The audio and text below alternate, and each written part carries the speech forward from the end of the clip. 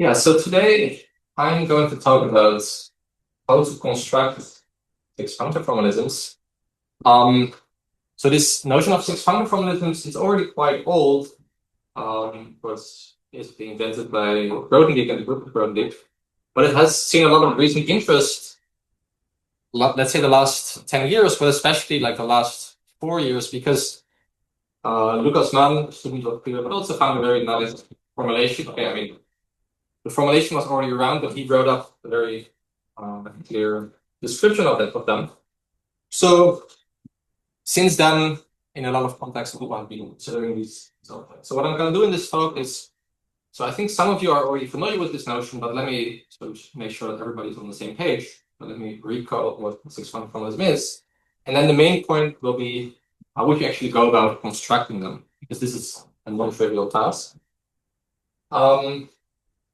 Yeah, so let's start with section 1.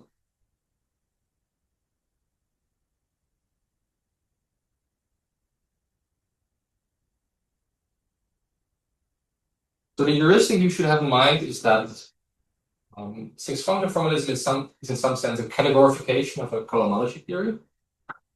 So in a cohomology theory, you have some notion of geometric objects. If you're doing topology, it might be topological space, maybe locally compact Hausdorff space. If you're more into motives, then you might take some notion of schemes. And we assign to them, usually you think of them as cohomology groups, but in practice, it's a little bit more convenient to remember the entire chain complex or even the entire spectrum. So we're going to land in the infinity category of chain complexes over the integers, for example, or any other ring, maybe in spectra. And we want to understand how this behaves. And the insight of Grothendieck is it's actually useful to not just remember these groups or these chain complexes or spectra, but it's useful to remember the category of coefficients we can use for these cohomology theories. So if you are familiar with singular cohomology, you can talk about singular cohomology with coefficients in some local system of Abelian groups, or even you can talk about coefficients in some sheaf.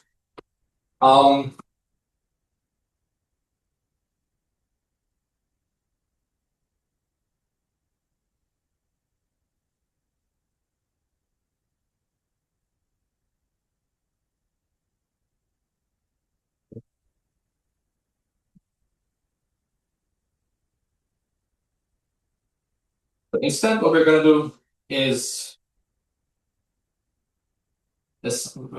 considering assignments from geometric objects to, let's say, infinity categories stable, where x is going to be sent to E of x. So in the case of topological spaces, you will have things like x is sent to the infinity category of sheaves on my topological space, or maybe in case of schemes, you're going to consider something like Étale sheaves. So, yeah, more formally,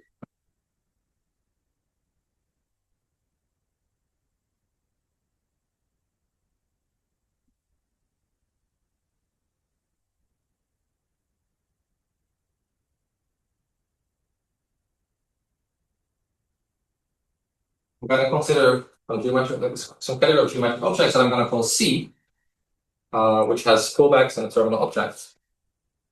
And then I'm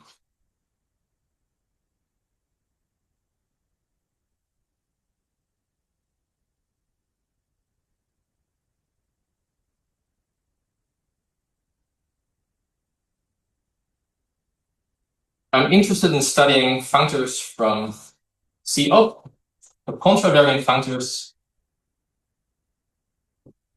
that assign to every object x some infinity category. In practice, it's going to be stable, but the formalism doesn't really need to be stable. So the functionality is just saying if we have pullback functors. So for every morphism f from x to y, we get an f upper star from dx to dy to dx. And it maybe looks a little bit funny to write it in terms of like symmetric nodal, but what this is saying is that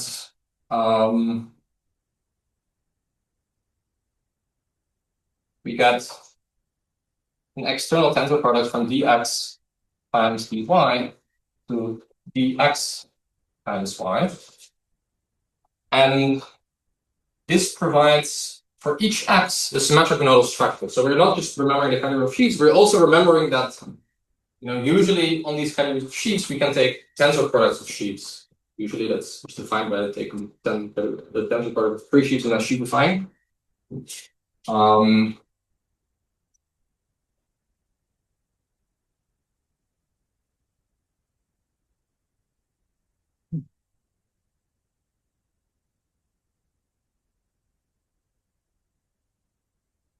So how do I obtain this? I go from dx times dx to dx times x using this external tensor product. Now I can pull back using the diagonal map. The diagonal goes from x to the product. And I have a length in yield x. And this is the nodal tensor product. And the reason, okay, so I was talking about cohomology before. How do I obtain some cohomology functors from an expression like this? Well, it's by passing through global sections. So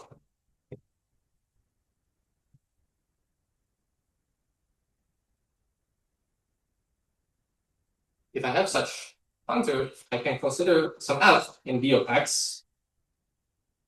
Then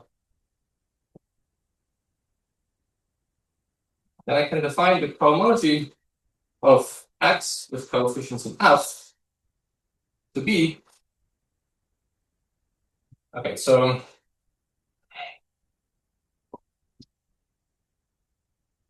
let's assume that for every f, the functor f upper star has a right adjoint. This is called the pullback functor, and then the right, which is called the push forward functor.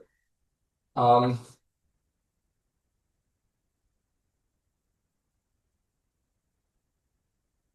then cohomology with coefficients in f is obtained by taking the unique map from the point and then pushing forward our sheaf so that it now lives in d of the point. And then maybe, very often d of the point is going to be something like chain complexes or spectra or something. So this is the even though I write H star, this is like really the chain complex that encodes the cohomology of X. But writing it this way gives us a lot more functionality properties. For example, it will automatically give us the ring structure if F happens to be a sheaf of rings. Okay. So example, if C equals topological spaces, we can take dx to be sheaves of X with coefficients in the infinity category of chain complexes of the William groups. So this will recover ordinary cohomology. If you want generalized cohomology, you would have to replace this dz by the infinity category of spectra to allow for more interesting coefficients. You can also take C equals schemes over some field K and maybe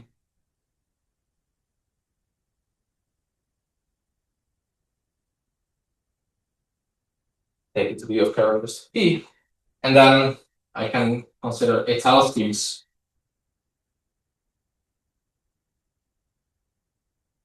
on X with coefficients in the P torsion.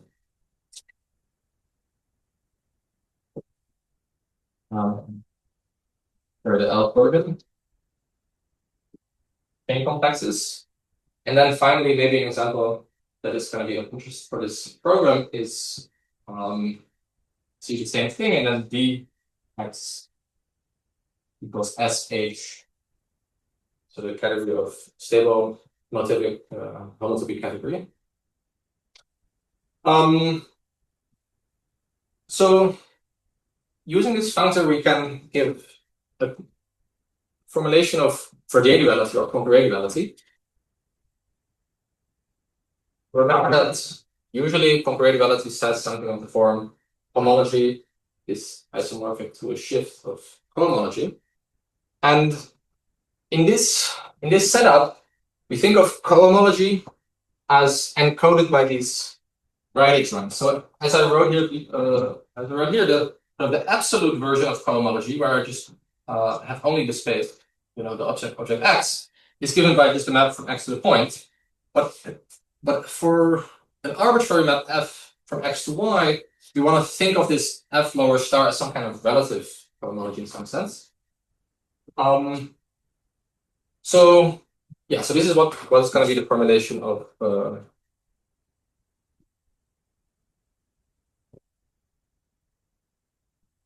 Poincare duality of or Verdier duality.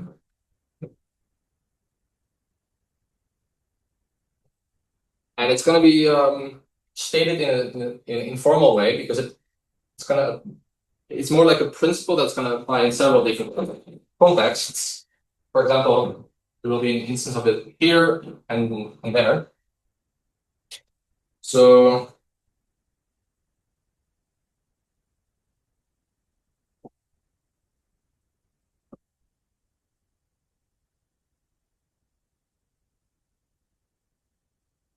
the setup is as follows. We have some map of geometric objects and it's proper in a suitable sense. So you know what it should mean here of multiple space, three images of compact and here we also have a notion of proper map. And we further assume it's in some sense like a manifold bundle or like a submerging or like a smooth map of schemes.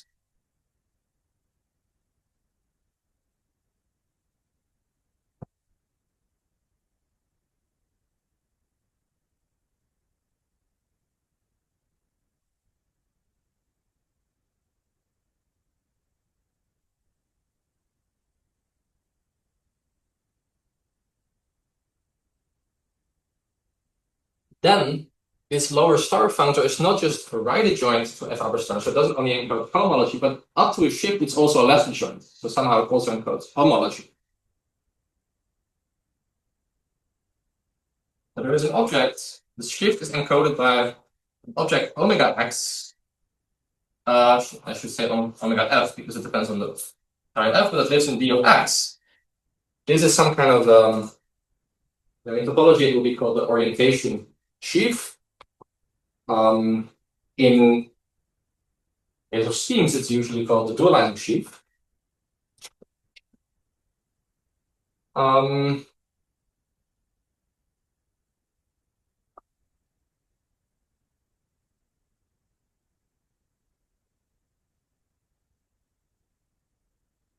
And then the claim is that this F lower star functor is left adjoint with F upper star functor up to tensoring by this omega F.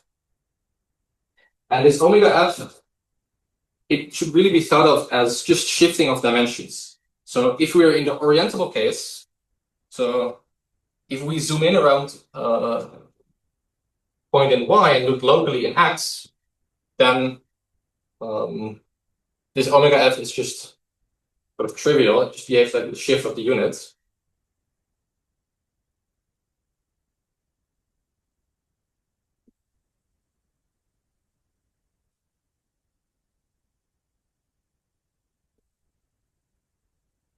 But locally it looks like the unit shifted to degree D. So yeah, I hope that you are familiar with, I don't know. So in chain complexes, this just means take, for example, the abelian group Z and put it in degree D, not in degree 0, but in degree D. In spectra, it would just mean suspend D, take a unit and suspend it to default. Okay, so if you're familiar with how you would prove graduality classically, and if you look at Hesher, for example, then you're going to try to prove it locally by looking at like open neighborhoods. But there's a problem with this, because if I look at open neighborhoods in X, the map is no longer proper. So I don't expect this theorem to hold, but I can make an adjustment. I can replace the cohomology functor by compactly supported cohomology. So what you would do is you would generalize the statement, you would phrase it for compactly supported cohomology, and then it becomes a local statement that you can prove, and you cover maybe your manifold by things that look like Euclidean spaces, and then you reduce to Euclidean spaces. And so we would like to do this in this setting as well. So yeah, and this is where sort of the six functors come in. So far we only have 4 functors. Maybe I should have emphasized this. So this setup gives 4 out of the 6 functors, because we have the F upper star functors, but then we also assume they all have right adjoints like this. Those are 2 functors.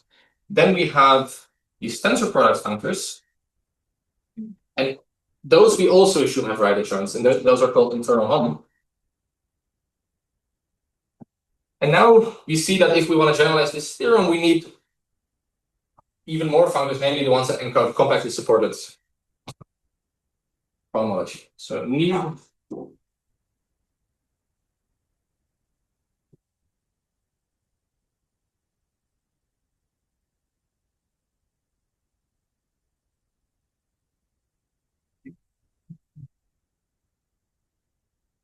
let me just see if I'm going slow or not.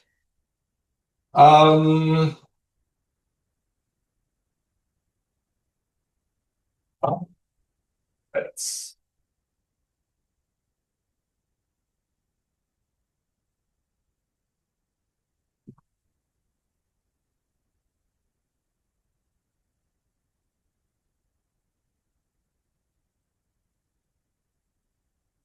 So yeah, this is something that people have been considering, and in like specific setups, people manage to define such functors. So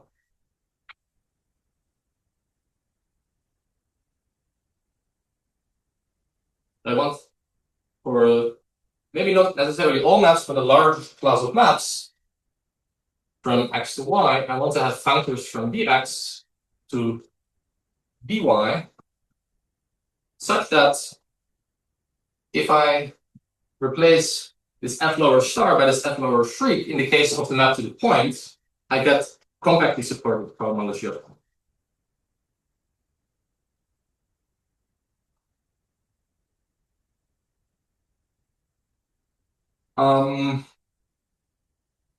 So, for example, if Dx is sheet on a topological space, then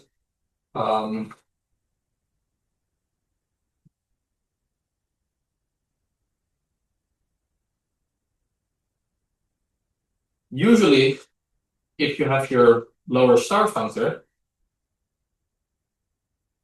then evaluated at some open, I would just take my F and look at the pre-image of F under my map below. But if I want to compactly supported version, I'm going to modify this a little bit. So I'm going to look at sections of F on the inverse image that are supported on some K. Yeah, maybe because of time use, let me just leave it at level heuristics. So there's a notion of making this precise, and then I sort of need to take the co-limits over all K inside the pre-image of F, such that K to V is a proper map. So yeah. I can write this functor down by hand for individual f, but we don't just want to have these individual functors. We want them to be compatible with each other in a nice way. They need to be functorial. And they need to interact nicely with these other functors, with the f upper star and the tensor products. And if you write out what all the compatibilities are, I mean, for a long time, people just basically did this by hand, and there was no clear unified definition of a six-functor formalism. But let me now explain to you the recent innovation, how you can very cleanly encode all these compatibilities.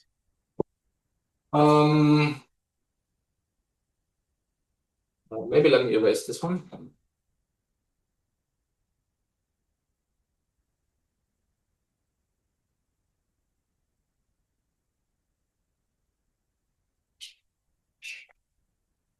So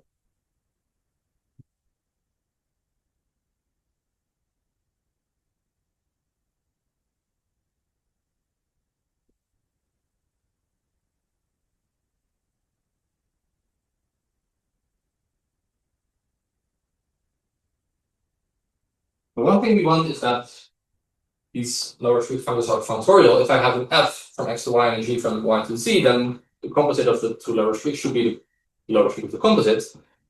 Another thing that I want is base change. If I have an x prime going to x and a y prime going to y, and I have g and h, then I want that if I first pushed forward my sheaf to y and then base change along h, should give the same as first taking my sheaf, pulling it back along g, and then pushing it forward along f prime. I want a relation that looks like h upper star f lower street of my sheaf f is equivalent to g upper star f, and then I push it forward along f prime. And then the third condition, that's called the projection formula,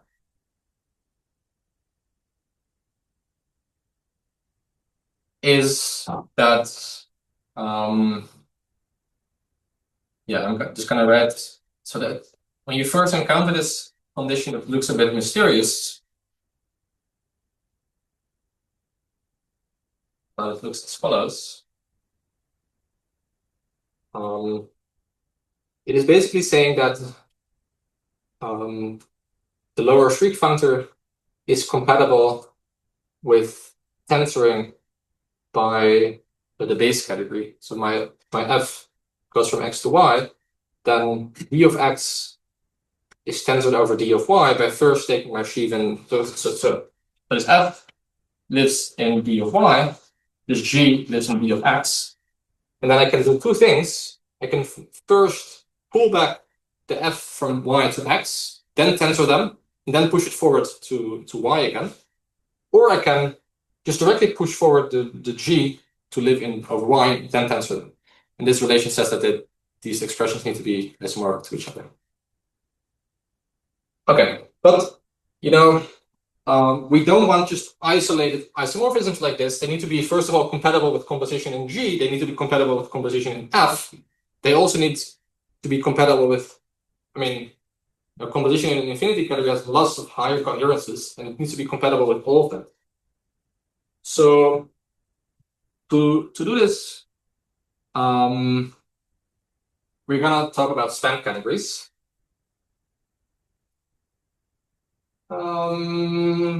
Let's see.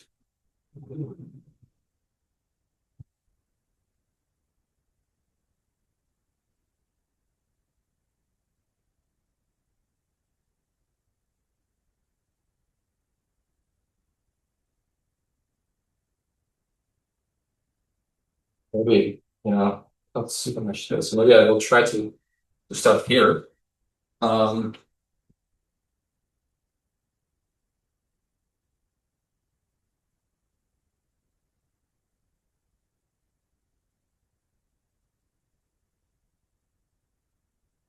But like I mentioned, in practice, we won't have these lower Schrieg functions for arbitrary maps.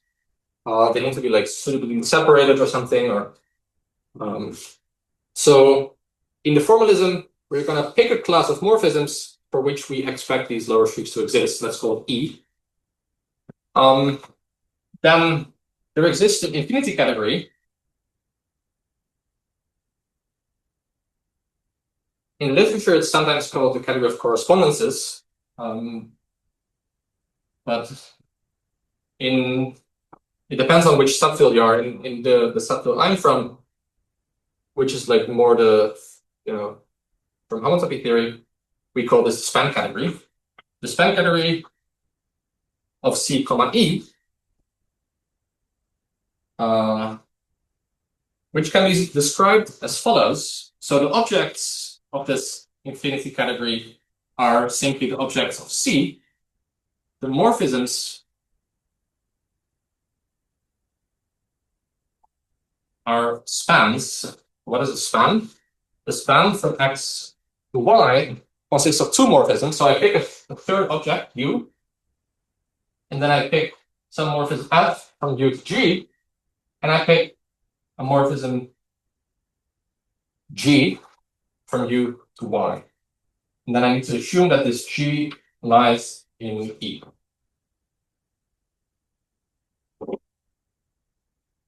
And how do I define composition?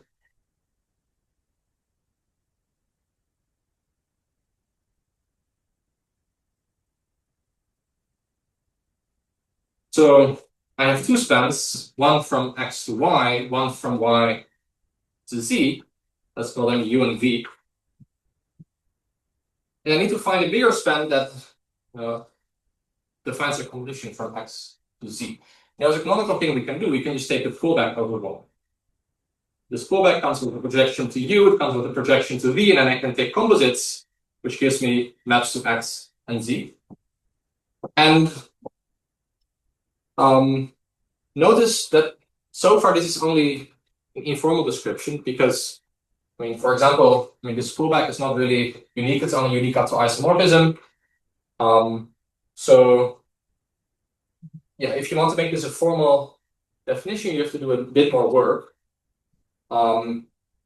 And yeah, I think I don't want to spend, I don't think it's worth spending too much time on precisely how you would go about this, but maybe a brief remark, please.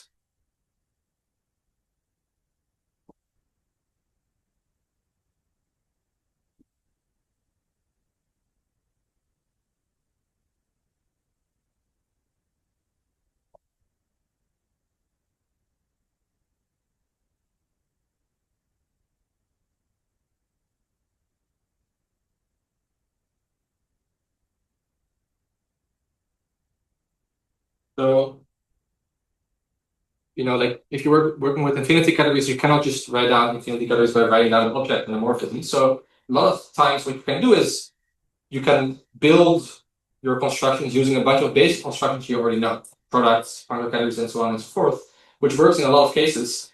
In this case, it doesn't quite work because this is a type of construction that doesn't really have a bit more basic building blocks that we can use.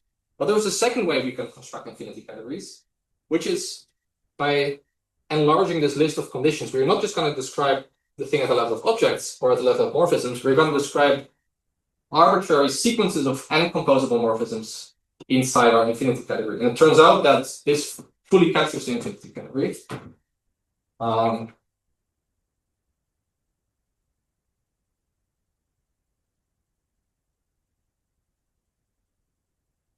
So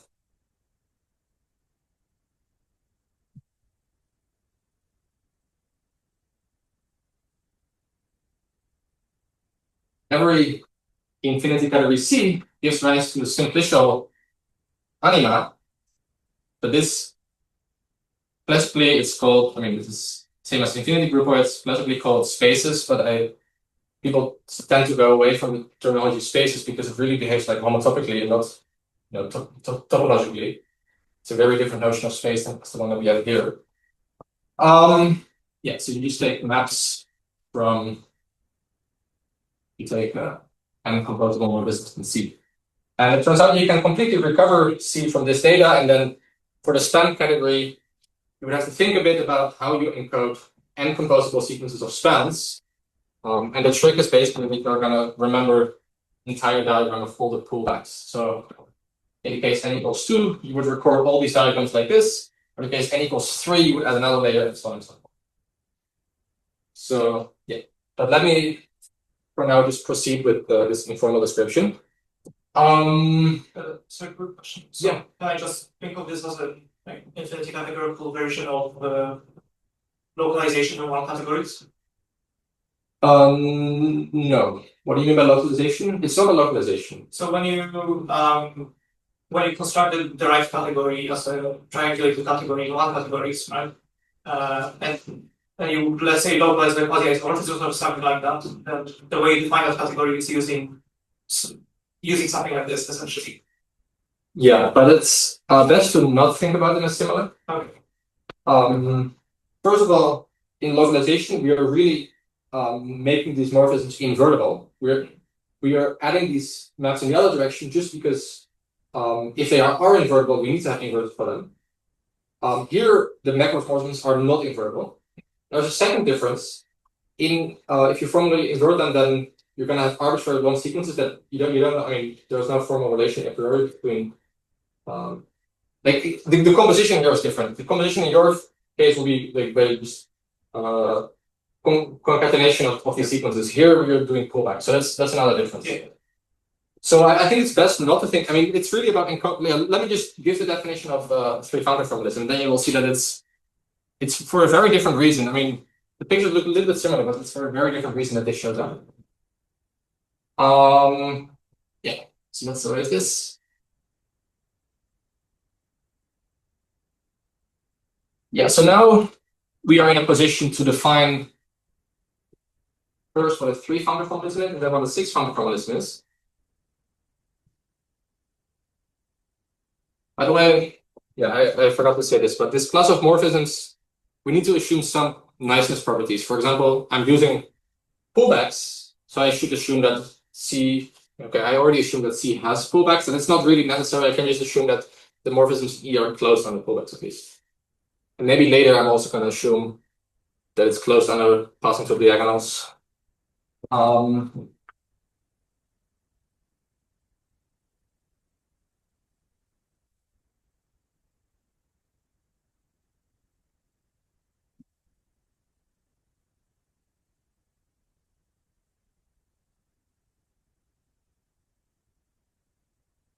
So the reason I chose this formulation, up here it maybe looks a little bit strange to talk about Lex symmetric nodal because I could have just said it's a function from C up into symmetric nodal infinity categories. Each of the F upper star are symmetric nodal. But this equivalent description generalizes more easily to this setting because the F lower street functors will no longer be symmetric nodal. And I can still say Lex symmetric nodal. So here I'm going to say a three-functor formalism is a Lex symmetric nodal functor B from the span category of C, E to F infinity. So what does symmetric nodal mean? Well, it refers to the symmetric nodal structure here. So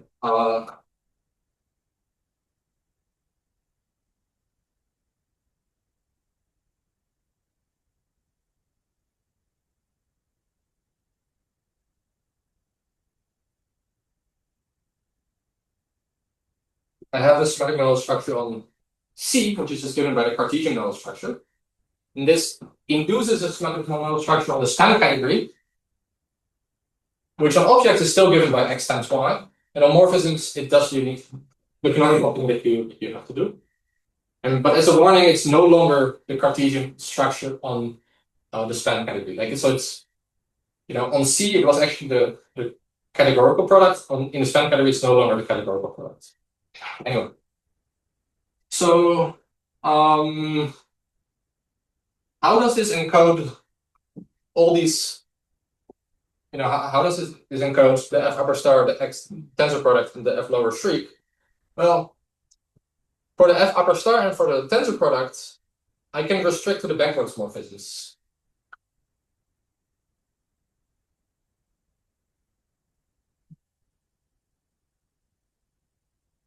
So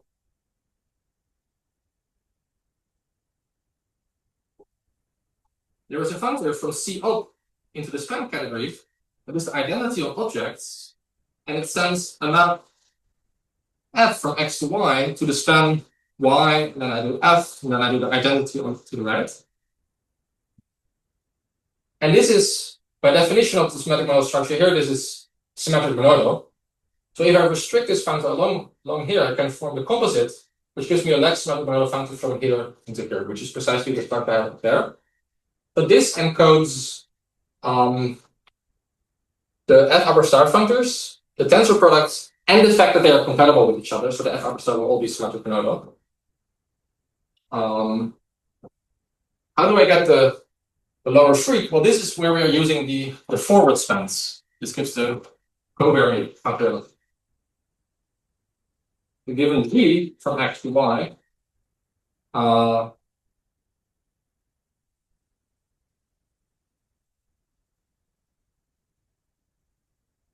can now look at the other span, which is x equals x g y, and this gives a function g lower of 3 from dx to dy. And the relations 1 and 2 are beautifully encoded in the structure of the span category. Because what happens now if I want to recover a relation like this, well, the upper star functor is encoded using a morphism in the span category, using a backward span. The lower shriek functor is using a forward span. And then if I have two of them that are appearing in the wrong order, the composition relation in the span category says that I should form that composite by taking a pullback. So yeah, I think, I don't know if it's clear, but if it's not clear, then I think this is worth spelling out how this relation follows from these definitions. Okay. Yeah, and the niceness about this is that a lot of the theorems we want to prove can be very nicely and elegantly formulated in this set.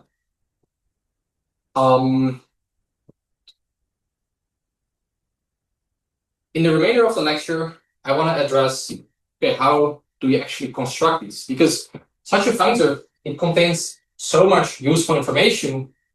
Probably it's not that easy to actually construct such a thing, and that is actually true. It's not so easy. And I want to do this in 2 steps. First,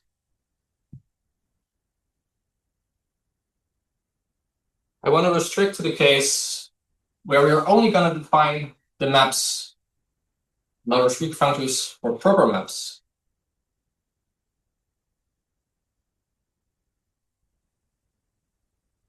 So, section 2.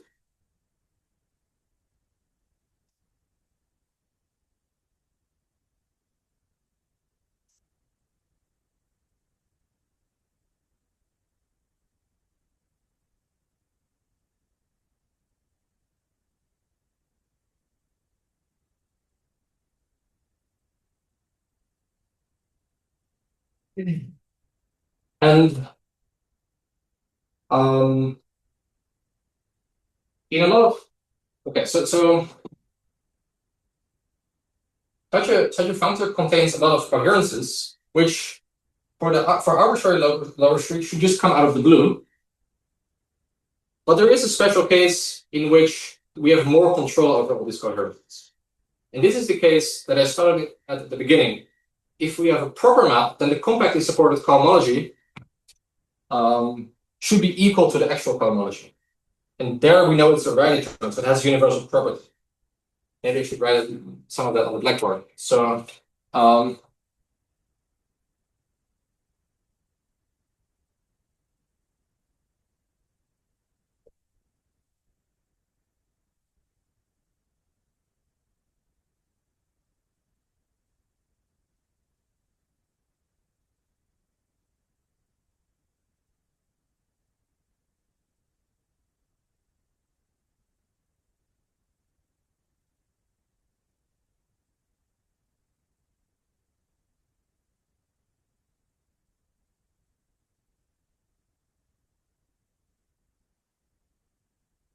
So this, in a lot of situations, there is a smaller class that's called P inside E that we call proper, for which we want F lower string to be equal to F lower star. And this makes things easier because we have already comparison maps using the adjunction. Then we can bootstrap to turn it into a function out of the span category. Let's make a definition.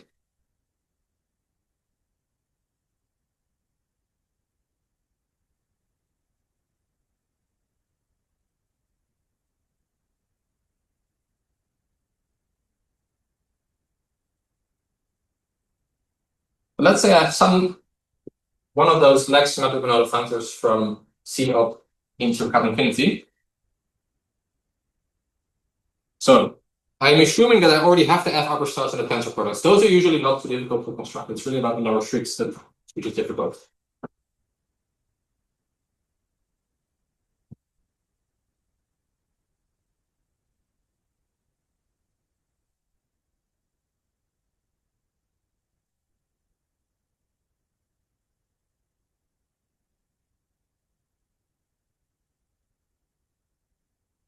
I'm going to call it right P adjointable if, first of all, for every map in P, the upper star has a right adjoint. I mean, this I basically already assumed, so I'm not going to put it in the list. But then second of all, I want to have, it's still on the blackboard, I want to have analogs of these two conditions. The first one is base change.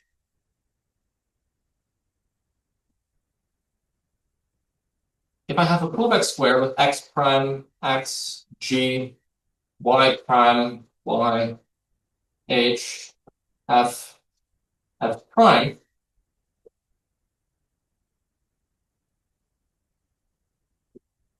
I can use the adjunction between the lower star and the upper star to write down a canonical comparison map of this form. So the lower streak will now in this case be the lower star. So if I place the f prime lower star on the right,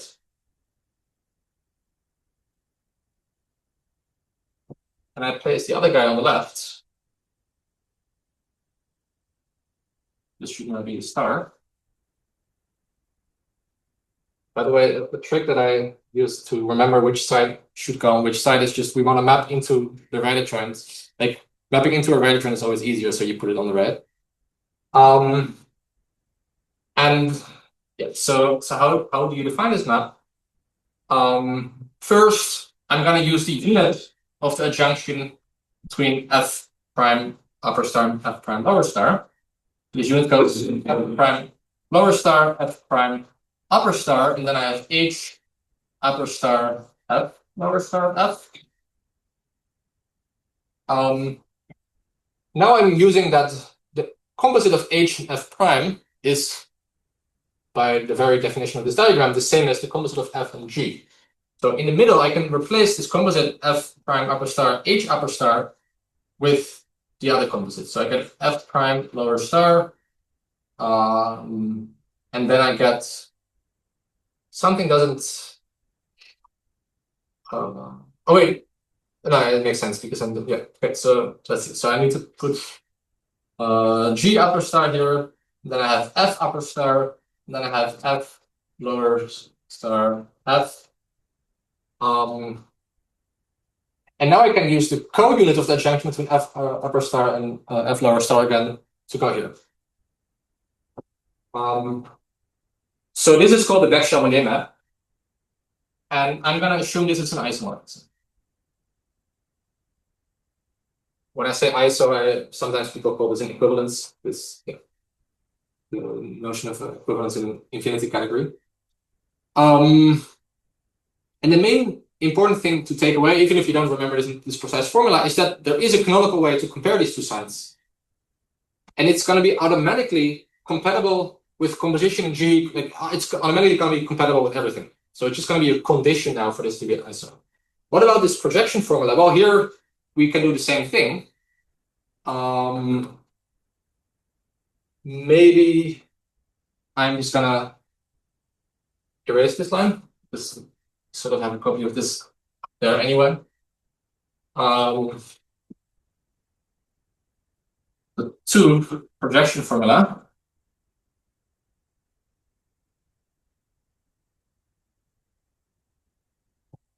I mean, the idea is basically the same.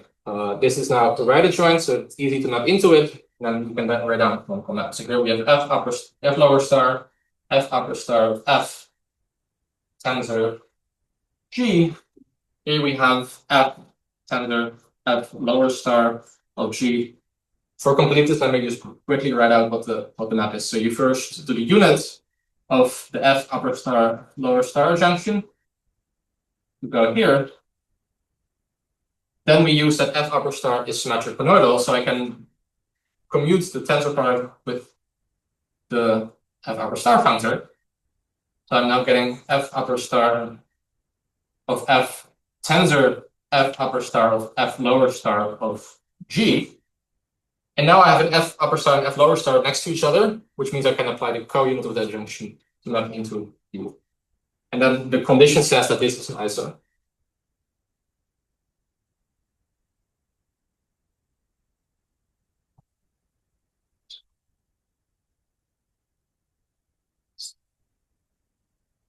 Okay. So in this case of where E just consists of the proper maps, the idea would be as follows. We just take such a functor, we assume we have these two conditions, and then we would like to say, yes, another question? That's not both from us and B. Yeah. So sorry. All of this is from us and P. So here we are assuming that this is in P, and then I'm assuming that P is floated under base change, so f prime is automatically in P as well. And in this case, I'm also assuming that f is in P. Yeah. Thank you for the clarification.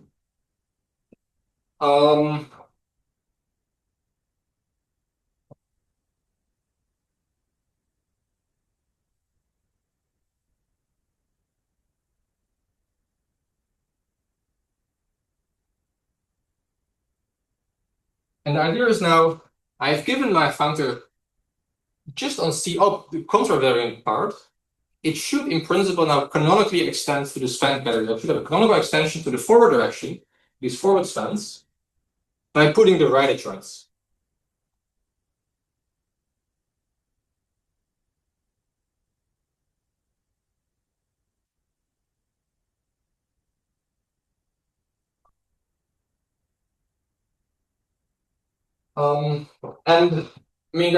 And some people wrote this out, by hand. Liu Zheng have an article in which they basically do this, even in a slightly more general setting, by working with quasi-categorical combinatorics. But there was a beautiful insight which may have been already due to Jacob Lurie, but at least was written up first by Gatesbury Rosenblum, which is, let's make this canonically even more precise. Let's turn it into uniquely, but we're going to enlarge our infinity category a little bit. We're going to enlarge it by adding two morphisms that remember that our right pointing morphisms have to be the right adjoints. So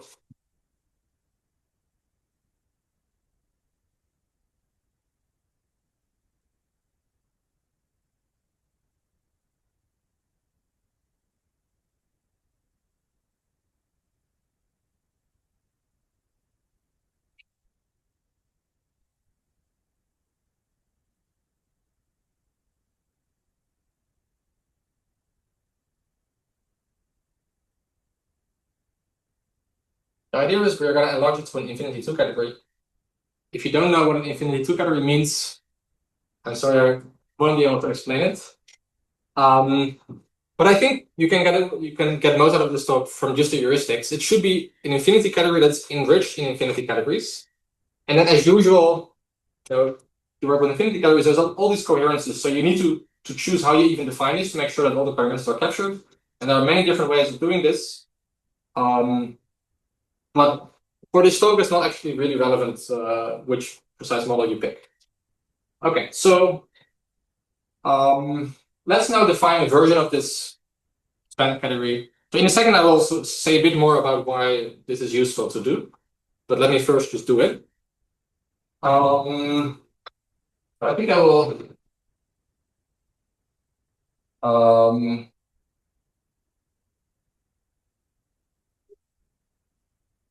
I will erase this. Are you going to say what the two offices are for me, or you not that? I'm going to say what the two categories, with the two mechanisms. Yeah. Yeah. So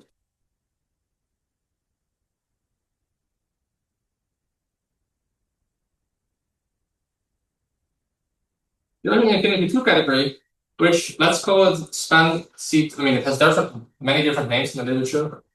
Then I'm going to call it span 2 C, P, and then I will put a subscript P.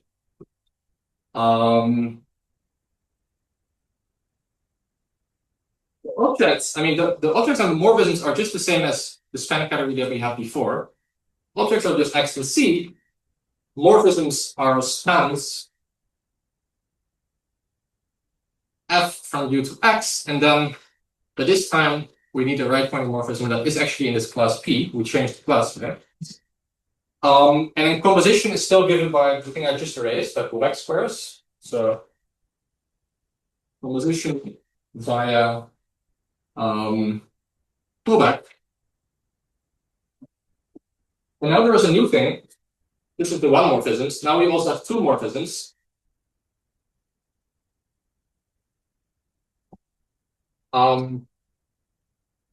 Which look as follows. So I have X, and then I have U, and then I have U prime, and then I have Y.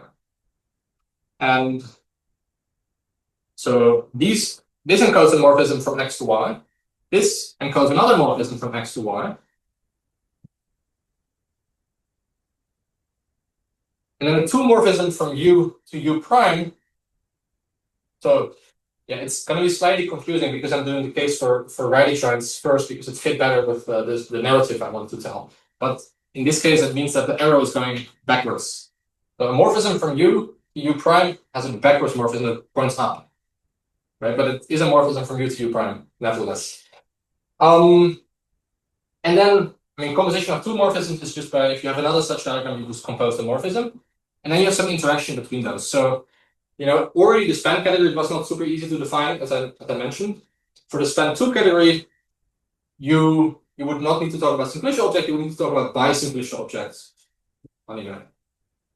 But yeah, let's take for granted that such a thing exists.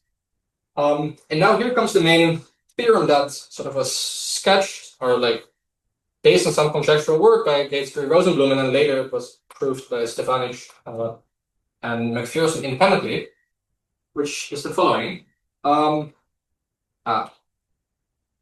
Before I can state it, I need to tell you about something. This definition of right P adjoinable, I now phrase it for functors from C up into cut infinity. But the notion of an adjunction makes sense in an arbitrary infinity 2 category. So let me, yeah, let's see, where can I want to leave that. So I think I will just erase this for a moment to do it short by diagram.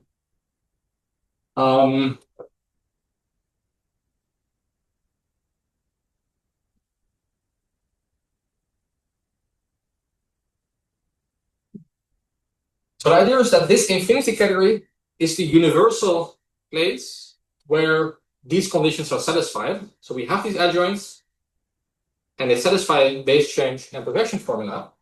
But then I should explain what it even means in an arbitrary infinity 2 category. So here is a remark. Recall that the adjunction F, let's say, between C and D,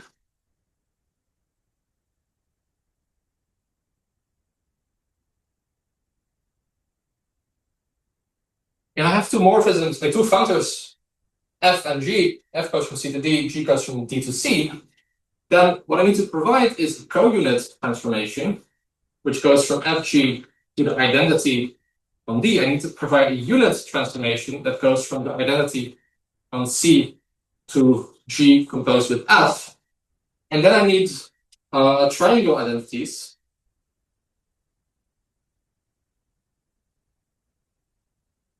that I will assume that you know, so I'm not going to spell it out. But the important thing to notice is that this is all things I can formulate in an arbitrary infinity 2 category.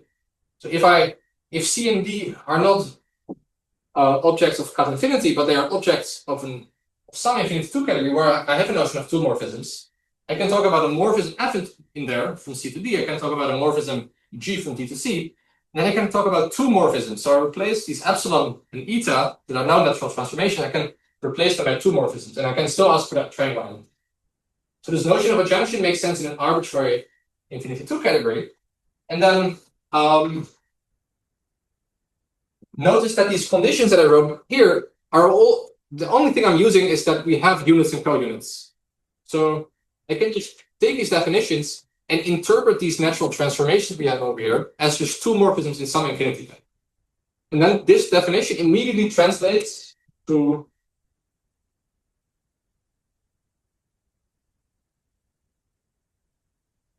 the notion of a right p-adjointable functor.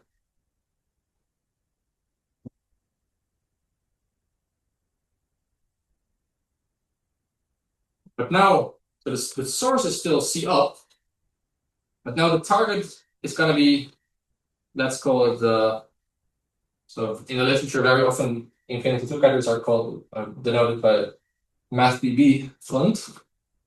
So this is now infinity 2 category.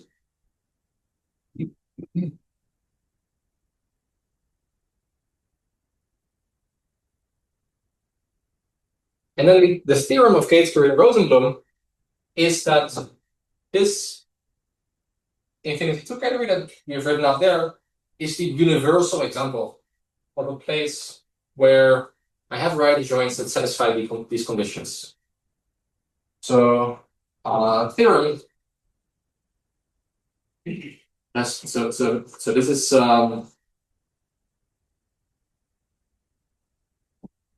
maybe, you know, I would say conjectured by Gates-Curry Rosenblum. They wrote out some details, but there was a lot of, at the time, a lot of theory about infinity 2 categories wasn't yet developed. Gates-Curry Rosenblum. And then formal proofs were written out by Stefanisch and McPherson. And it says, it has basically two parts. The first is not too difficult. It says that this inclusion that we have from C up into this infinity 2 category has these formal properties. So it is right p-adjointable.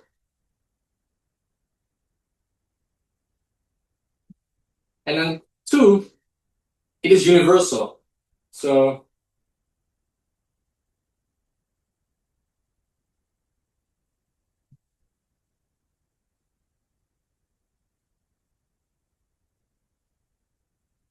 if I have any other infinity 2 category,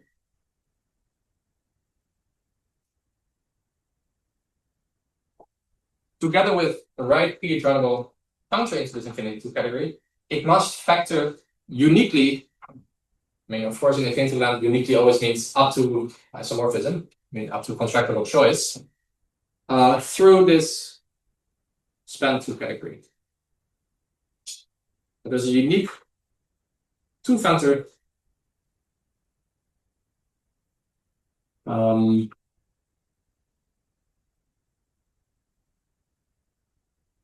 that extends the functor D. And so why? Okay, so let's remind ourselves of our goal. Our original goal was just to get the six-functor formalism for these maps in P. And I can now use this theorem to do that because I can take my functor C, D from C up to cut infinity, and I take E to be the infinity 2 category of infinity categories. This theorem gives me then a way to uniquely extend to the span 2 category. And after that, I can just restrict. I can forget about the additional two morphisms I added. And I just remember the backwards and forwards maps, which gives me this six-functor formalism that I wanted. But in this case, it's somewhat simple because, I mean, we're restricted to this simpler case, so we only have radicals. How am I doing on time? Right. So maybe I will give some hints for. Okay, so this is a quite difficult theorem to prove, but since I wanted to talk later about a generalization for this, where we can do this not for just where we have right adjoints, but also have some left adjoint inmates. I want to give some hints about how you might go about proving such a statement. And here I'm a little bit biased, so I think there are several strategies that people have tried in the literature. And the thing I'm going to present is the one that is the strategy that we use to do the more general version.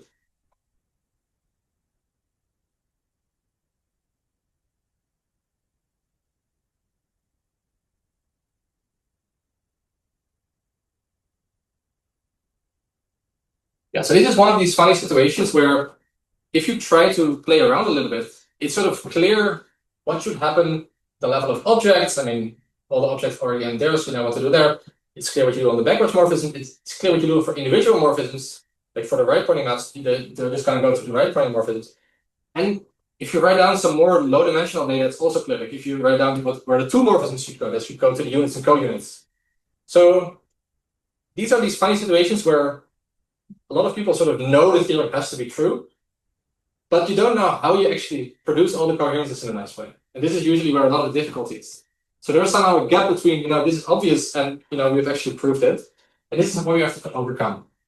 So we're going to proceed as follows. Okay, so maybe it's good to first give some indication of why these two morphisms actually show up. Why is it actually the case that these encode the fact that we have these right adjoints?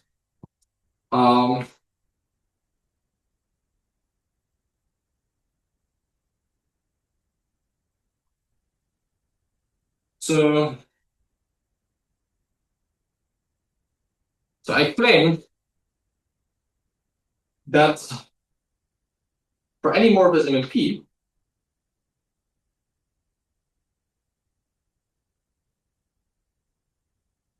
this backward span inside this containing two category has a right adjoint, and it's given by the corresponding forward span.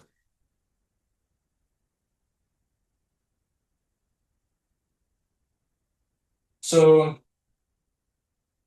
let me just denote this span temporarily by P upper star, because somehow inside the containing two category, this is the thing that corresponds to our pullback function. Let me call this P lower star. It's a little bit abusive of notation, but that just helps with writing out what the morphism should be. So what we should do is having a two morphism from the identity to P lower star, P upper star, and we should have a morphism from P upper star, P lower star to the identity. So let's write out what both of these spans are. Here we are composing first a backwards map with a forwards map. This is easy. This is just going to be but here so this span is the identity on Y. And then this span is going to be, I just put P twice. In this case, we have to take the pullback of the identity along the identity, which is just the identity, and then we can ignore it. And remember that, you know, I swapped the order. So our morphism from this guy to this guy is a map upwards, and there's an easy choice we can make. We can just put P. This is what the unit is going to be. What is the co-unit? Well, here things are a little bit more interesting because I'm composing them in the other order. So I need to take a pullback of P along itself. So the source of this guy is now a map from the span from X to X. So, and if I take the pullback, what I end up with is the first projection and the second projection. In the target, I just have the identity span on X. The identity span is just twice the identity again. And now I need an upwards map And what I'm going to pick is the diagonal map. So the map in the first component is the identity of X, and the second component also the identity of X. And by definition, this makes both triangles commute. And now you can do as an exercise that these two maps do satisfy the triangle identities. It's not too hard to write out. So we have the adjunction, and then you would also need to check that base change condition and projection formula are satisfied, which are also, once you know what these maps are, that it's just mechanical to that by hand. So in some sense, this is the easy part of the theorem. The difficult part is showing that it's universal.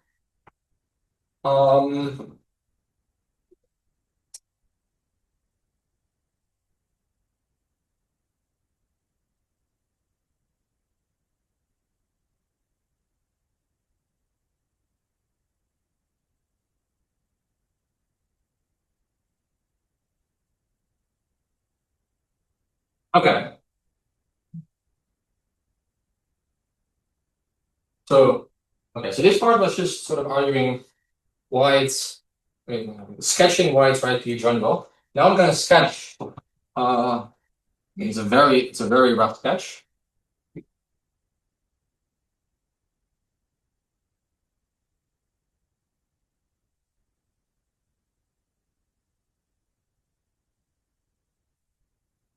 So we are proceeding in several steps. The first step is there is, by formal reasons, some infinity 2 category that has this universal property. It has the universal property that any rightly adjoinable functor into E factors uniquely through this infinity 2 category.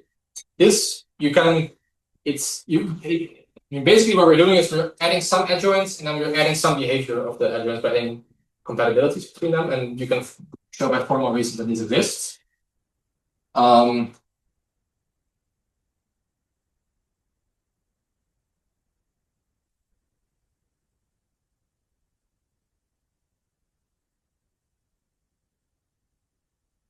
Let's write it as S, C, comma, P.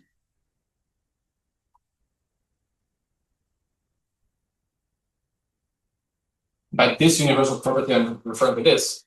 So in particular, we know, okay, so our goal is to show that this infinity category we have over there, the concrete one, is isomorphic to this abstract one, or I mean, it's equivalent to the abstract one. But by part one, we know there is a comparison map, because we can apply the second condition, the universal property, to E equals this. I mean, I hope this is clear. Like, I can now apply the universal property to this inclusion into the span of P, and then by the universal property of this S guy, there exists already a functor, and I want to show that this is an equivalence. Well, first know that it's clearly essentially surjective, because all the objects in here already come from there, and this functor factors through. So it remains to show that it's fully faithful, and fully faithful for infinity 2 categories means that on home categories, on home infinity categories, it's equivalent. So clearly be faithful remains. Sorry. I wanted to do the opposite. Essentially surjective remains fully faithful. So we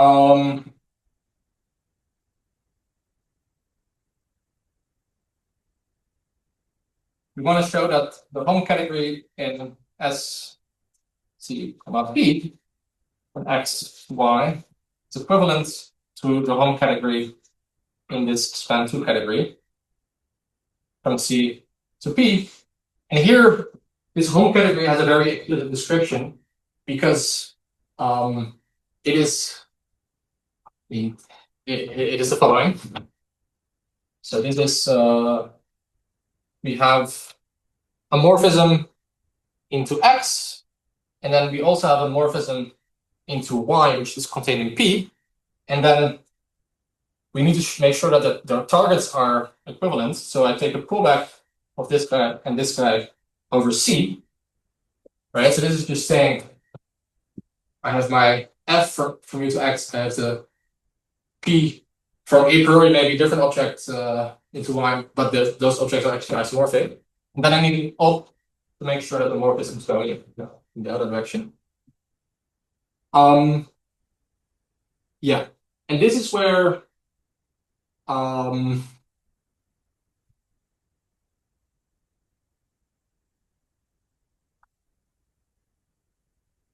so it turns out that these home categories, if I keep x fixed and I vary y, this becomes a functor from CO into cut infinity.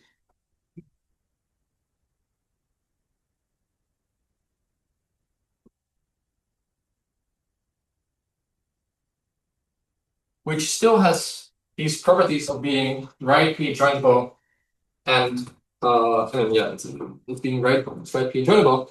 But it inherits a universal property from this indexing category. And maybe, yeah, I think we're getting a bit too much into the weed for now to explain what this universal property is. But in some sense, it is free. Is the free rightly joinable functor.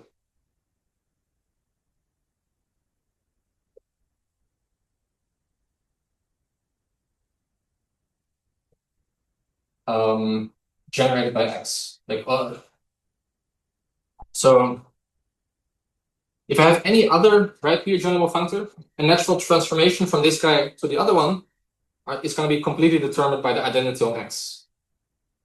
And the opposite of this is that if I prove that this guy has the same universal property, then by the universal property, two free guys are isomorphic just if their values, we need to check that the identity here is sent to the corresponding generator over here.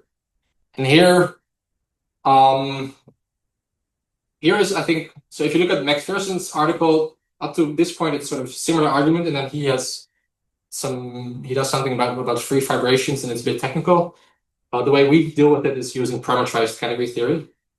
But yeah, I think maybe this is where I need to end the rough sketch.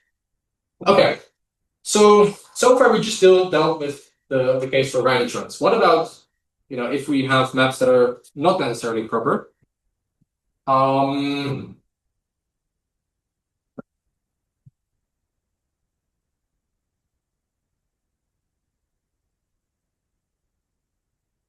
So there is a second class of morphisms for which we know the behavior of the compactly supported cohomology, namely for open embeddings or more generally for étale maps.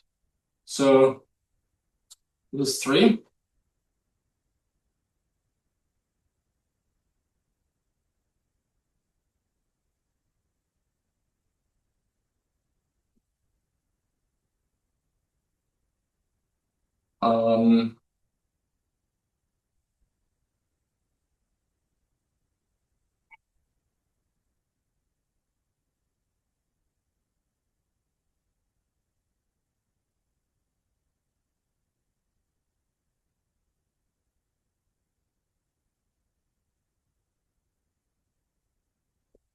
So in the case of topological spaces, what I mean by étale map is a local homeomorphism. So it's a map from topological space X to topological space Y that if you zoom in around every point are open neighborhoods where it induces a homeomorphism between the open neighborhood and the image, in the source and in the target. And in particular, the fibers of such a thing are discrete. So somehow, if you now think about what the compactly supported cohomology should be, if you didn't say compactly supported, it just means you take products over all the fibers which are discrete, so it's like an infinite product. And then compactly supported means that only finitely many of these are actually. It's like a finite. You take the submodule of the product, of which only finitely many are non-zero, which is a coproduct. So the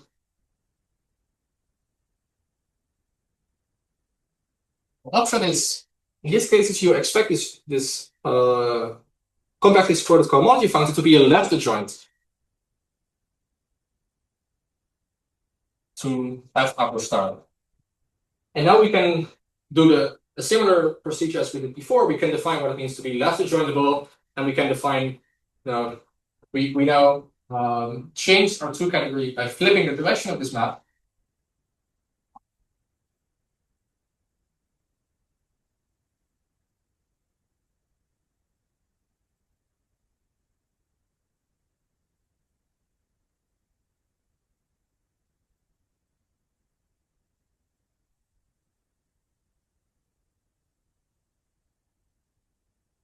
We can define functors from span category of C, I, where we have the étal maps into conductivity.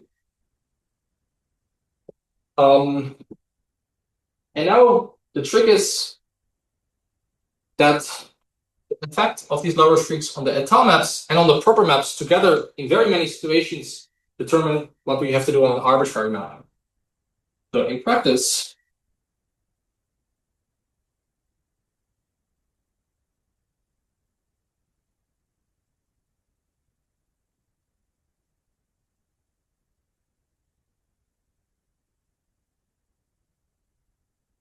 okay, so maybe I have to slightly make my class E a little bit smaller. If I do that, then every morphism factors as first an open immersion of some kind of étal map.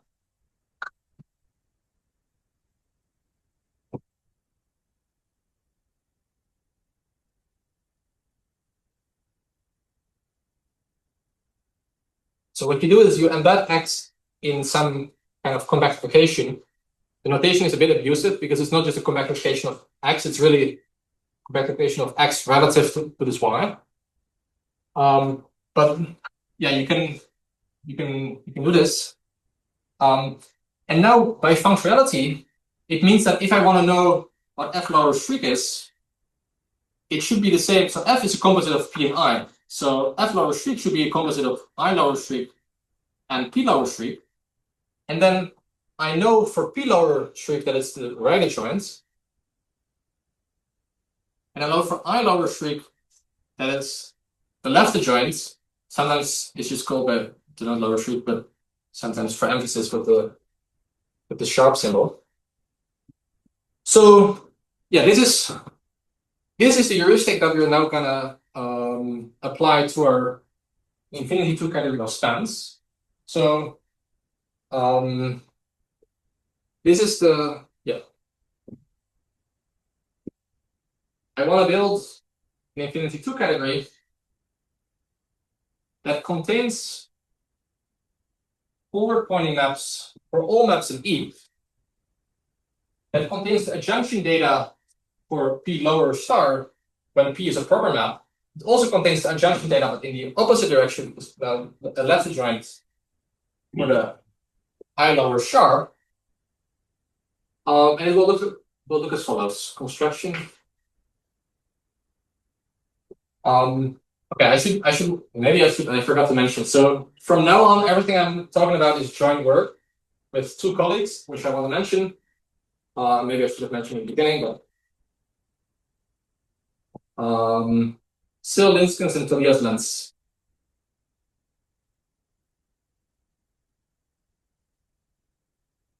Okay, so we're going to consider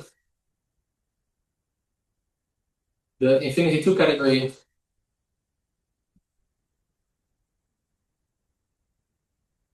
span to C, E, where we now have two indices, I and P.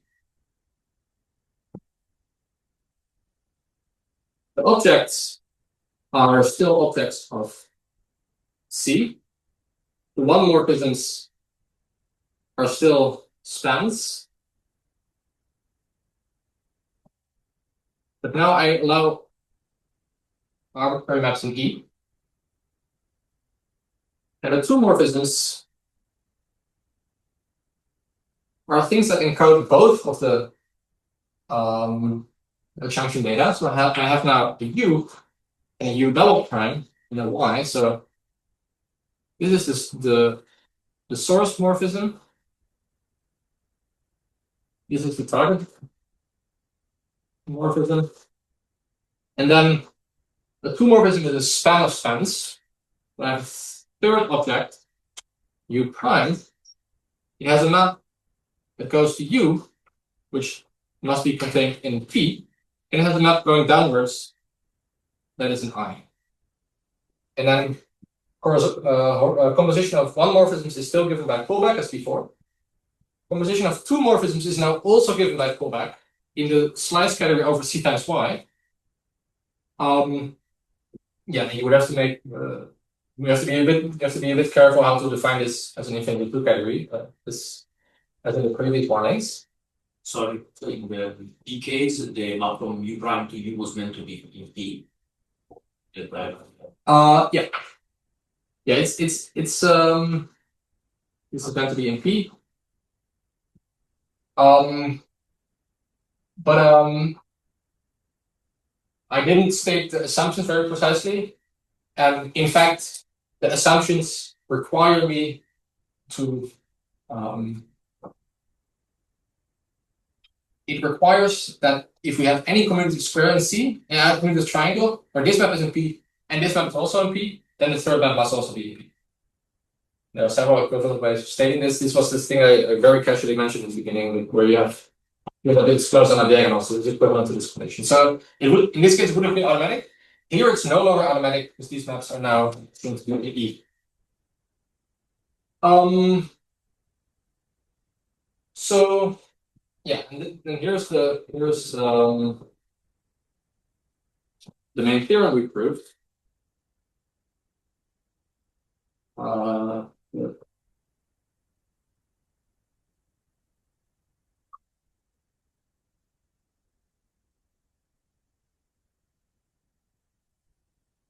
The inclusion, so I can still just forget about all the right-pointing maps and look at the backwards maps. In this case, yeah, so there's an inclusion from C up into this span 2 category.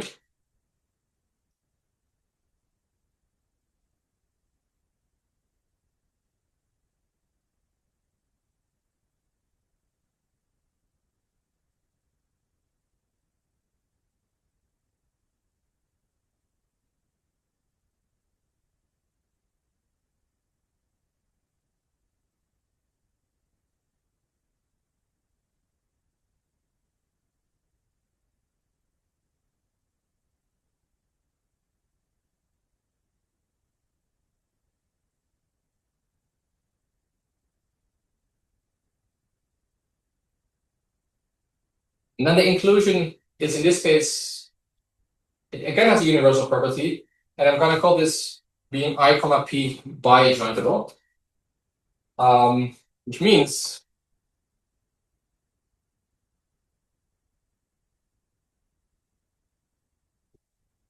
that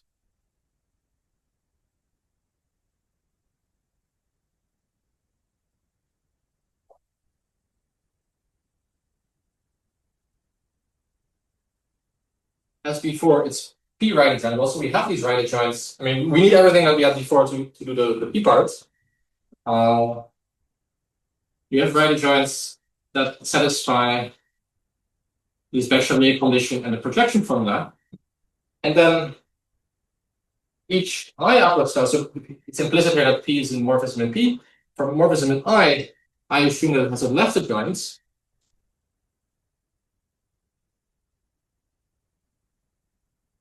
And we can phrase the Bastiaan condition and the projection formula in a dual way.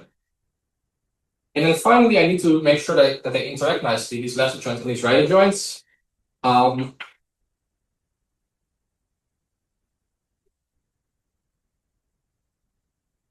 Let me, for time reasons, just say that there is some double Bastiaan condition.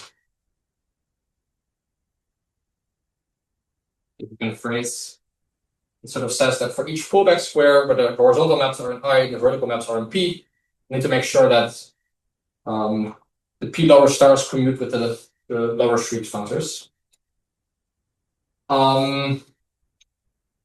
Right, so the reason I spelled out this first strategy in, I sketched it, is that our proof for this theorem works along the same lines. So The first part is showing there exists some universal infinity 2 category where this is satisfied. Here you just add your adjoints and you force all the relations that you want. And to show that this infinity 2 category over here is the universal example, we need to show that the comparison functor is an equivalence. Again, it's clear that it's going to be essentially a surjective object.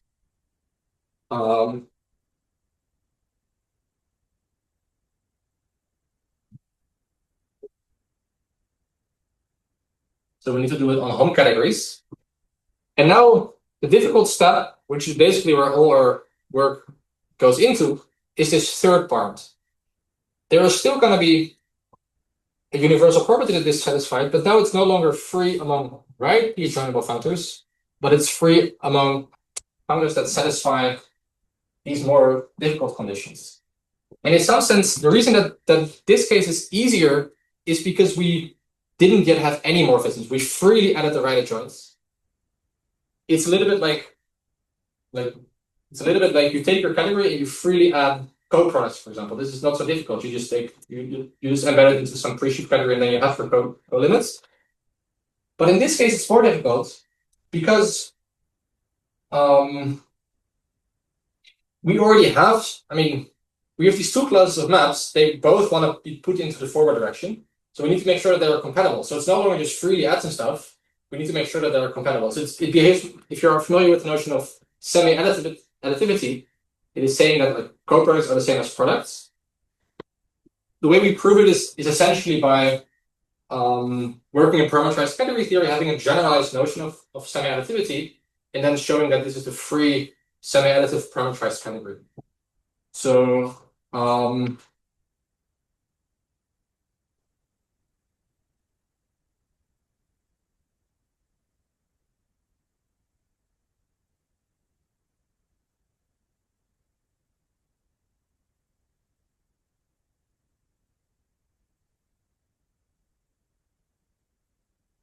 there's a generalized notion of semi-additivity in parameterized category theory. Okay, maybe I will end here, and then if you want to hear more details about anything that I have mentioned so far, then you can just ask me about that. Okay. That was a bit of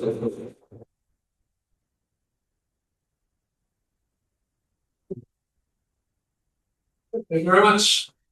Are there other questions?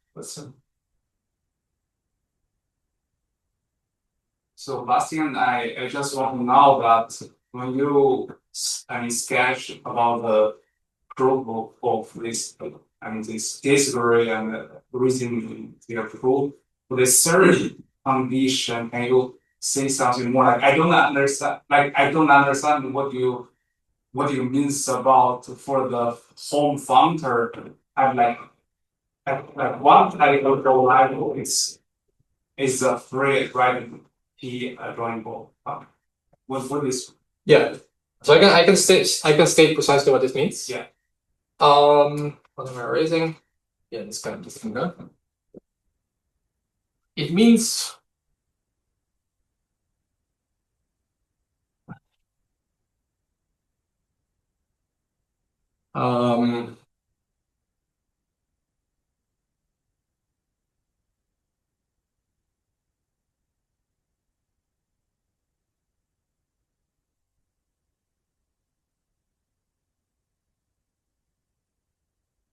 for any other rightly joinable functor from C infinity up C up to cut infinity.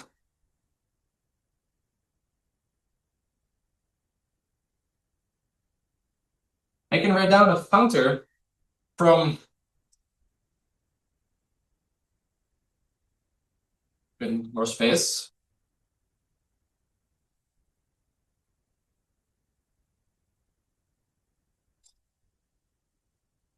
Okay, let me give this guy a name. So let's call this let me just call this F0. So F0 is a functor from C up to cut infinity. it might look like it's covariant, but remember that this is a functor out of this S category, and the C op includes contravariantly into here. And it's also right P joinable. Now the claim is that if I look at the category of natural transformations like this, I can now map to F evaluated at X.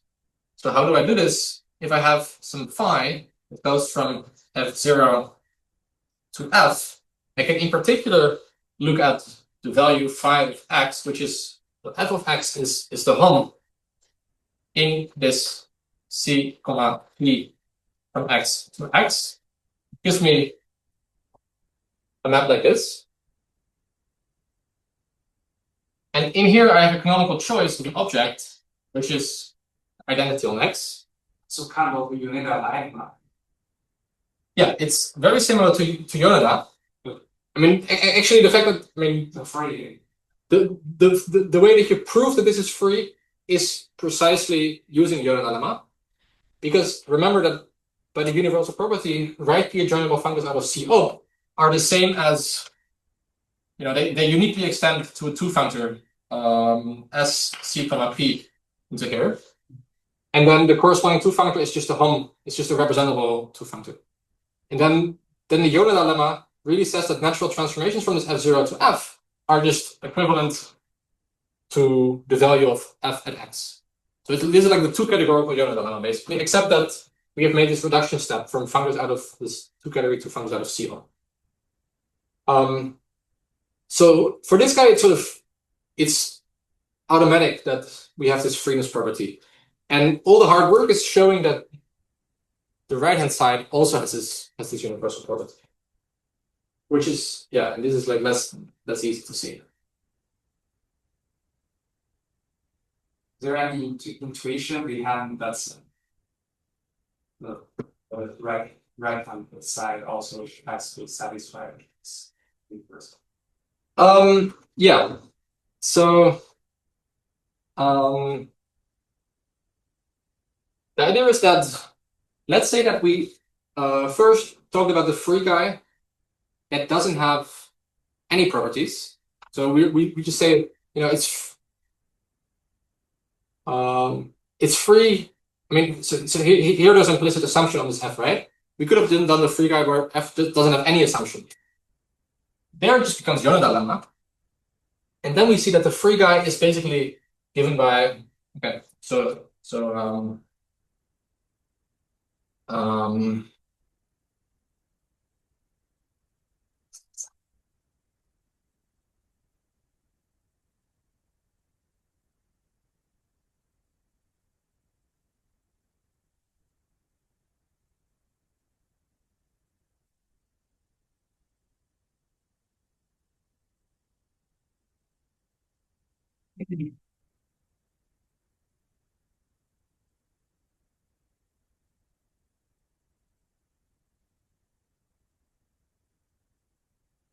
it is just given by sending y to hom from X to Y in C. And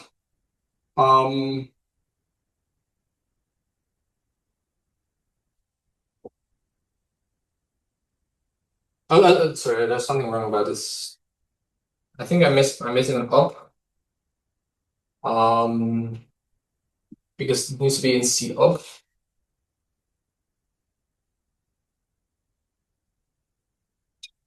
And I mean heuristically, like, the unstraighting of this guy is going to be where the C over X comes from without this guy. So you would get just the C over X's that appear. And now we want to say, well, we want to add freely all these right adjoints to our diagram. And what this is going to do is basically saying, okay, we have all this data already. These are like maps from Y to X. And then, okay, I shouldn't call it, let's say U to X. I'm going to freely add to that data of a morphism. Like I'm going to extend it from using a map from P. So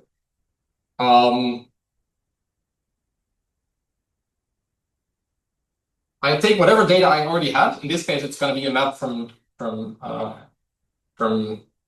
U to X. But in principle, we're going to freely add these P Riley trains to some other guy. You will just take some data, remember over which thing it lives, in this case U, and then you would add a morphism P from Y from U to Y, and then the new object lives over Y instead. This is basically what I meant by this case is sort of a little bit easier because you're just freely adding this extension data. Yeah, I don't know if this makes any sense, but I mean, this is like, yeah. If you look at the McPherson article, he would unstraighten everything, and then you would talk about like certain right and left, like certain co-Cartesian federations, and then these kind of descriptions pop up. And I mean, in our article, they actually also pop up. Yeah. I don't know if this. I don't know what's some up on it. One question. So there is this in this context of presentable two categories. These are modules in in PR, right? And this leads to maybe I mean, of course, span two is not presentable, but is there a way of using this kind of approach to two categories to somehow, I don't know, streamline it even further, or no? I mean, I would say that I mean, you're thinking about like how Schulze approaches Infinity 2. My feeling is Schulze just doesn't really like Infinity 2. So he avoids it by just rephrasing everything in terms of Infinity 1, which in his case he can. But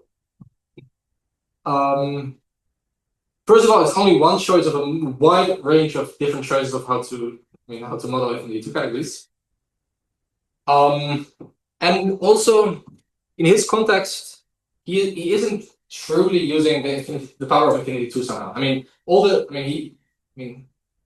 it looks like he talks about like infinity categories, but like secretly he's only defining Infinity 1 categories of these guys. So I would say it's a little orthogonal directions.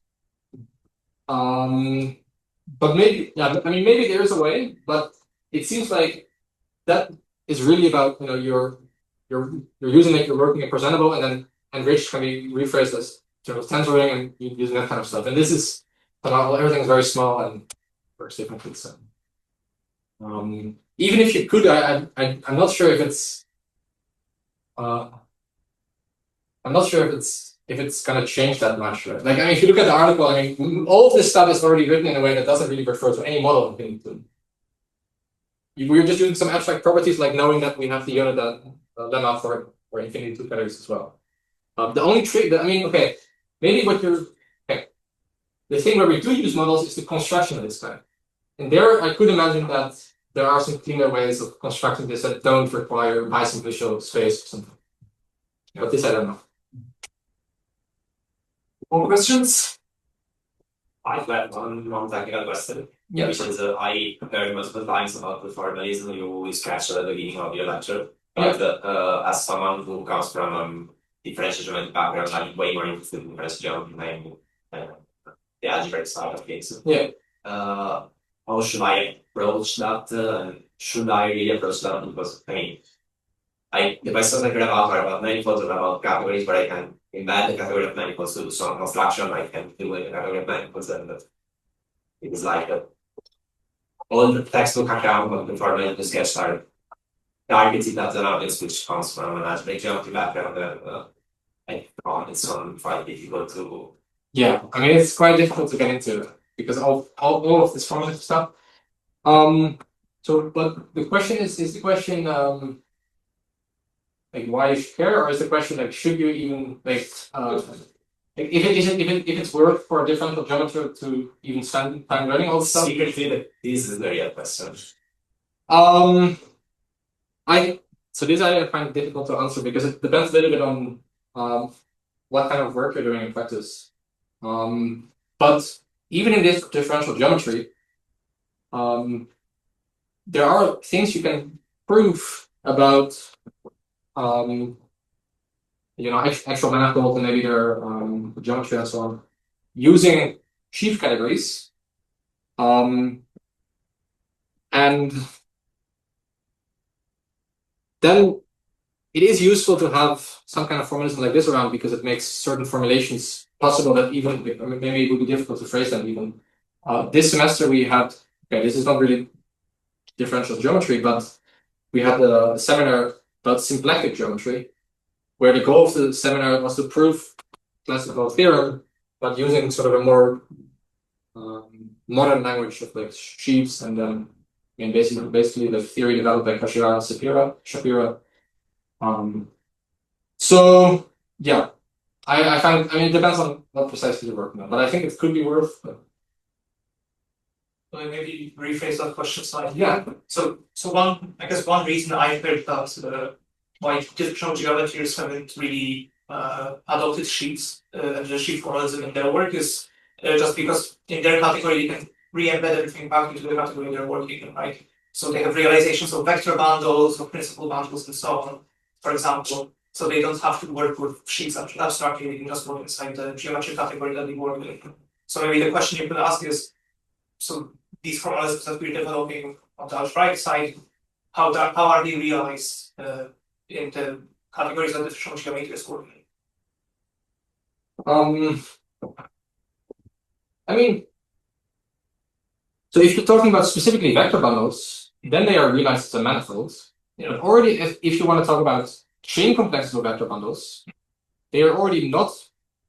You shouldn't usually see them as geometric objects that are actually themselves manifolds. And for example, if you're interested even in a statement like concurrentiality, which for smooth manifolds you have notion of concurrentiality,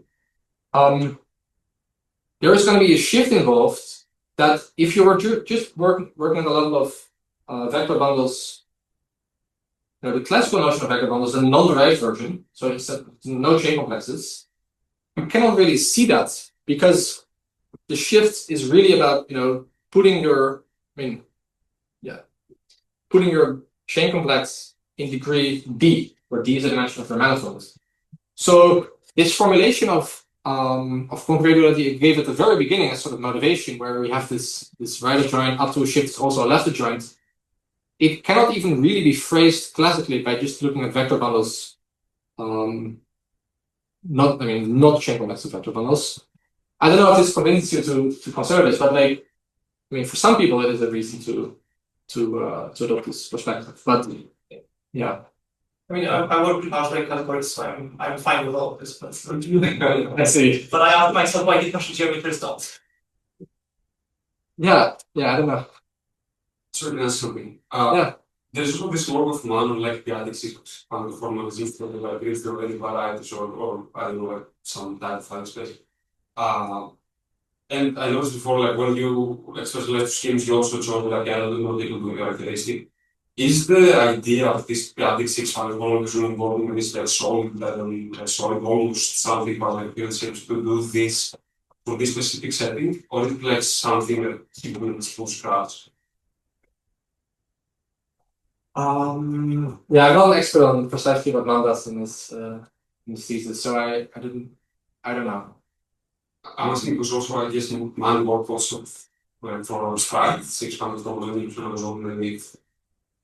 Well, a large part of man's thesis is constructing the specific six-functor formalism, not in the abstract setting. The abstract setting is just appendix 8.6 or something, where it was just like, I need this. Let me just write it up as part of the appendix, where you also just write it up a lot of other backgrounds. So somehow other people were like, oh wait, actually this is very useful write-up. Like it's not really due to Lucas Mann. In some sense it was already around in the literature. But now everybody's like, this is a very clean write-up in this appendix. Let me refer to that. But most of his work was about constructing one specific six-functor formalism in the setting of condensed mathematics. Yes. Which, I'm afraid that I don't know all the details about it, but I'm assuming that it tries to overcome some of the problems that you don't need to ask for this L different from P and so on. Yeah, exactly. At least I don't know. Okay.